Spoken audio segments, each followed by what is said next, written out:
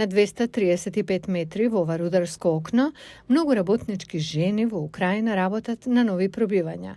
Олена е заедно со рударите. Таа со лифт ги спушта и крева нив, но и товарот.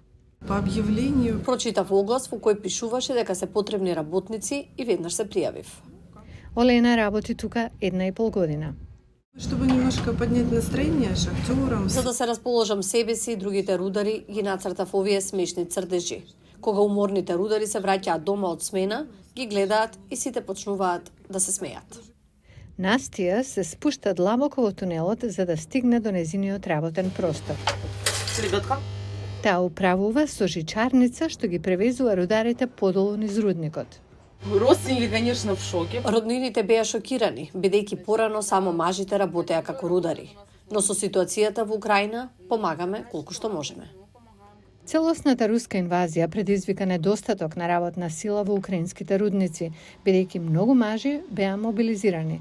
Приватната енергетска компанија Дитек, која поседува рудници во регионот на Днепропетровск, бележи драматичен недостиг на кадар. До 22 року на Пред 2022 година во рудниците Дитек работе околу 20.000 луѓе. Во вооружените сили на Украина во моментов има 3.500 лица. Ова е бројот на вработени што е еквивалентен на еден цел рудник.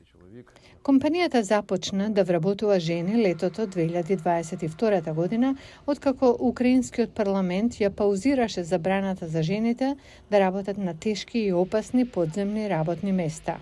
Ми проанализували работни места які Ги анализиравме работните места кои може да ги привлечат жените, како да ги обучиме. Беа потребни околу 3 месеци за обука. Исто така поставивме и цел да не ги вклучуваме жените во особено физички тешки работи. Жените управуваат со патишта, доставуваат рудари на нивните работни места, ги контролираат квалитетот на воздухот и вршат поправки, како Олена. Денес ги заменивме ролерите на транспортерот. Го отстранивме овој, гледате во каква состојба е, и инсталиравме нов. Како што жените ги исполнуваат ваквите работни места, мажите се префрлаат во други делови од рудникот, каде што работата е поопасна и физички потешка. На даден момент ја керую лебитка. Јас управувам со оваа машина што ја транспортира карпестата маса што се извлекува од тунелите. Воопшто не е тешко. Тоа е само возење на машината.